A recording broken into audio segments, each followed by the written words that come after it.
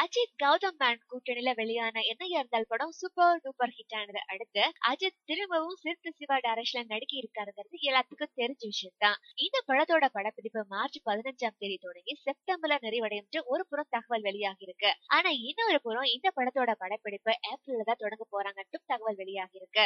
அதே போலதான் அஜித் இந்த படத்துல சிங்கிள் ஆக்ட் பண்றதா இருந்ததாம். ஆனா அஜித் நிறைய படங்கள்ல டபுள் ஆக்ட் பண்ணிக்கிறதுனால சிவா இந்த படத்துலயும் அஜித் டபுள் ஆக்ட்ல வர்ற மாதிரி திரைக்கதையை அமைச்சிருக்காராம்.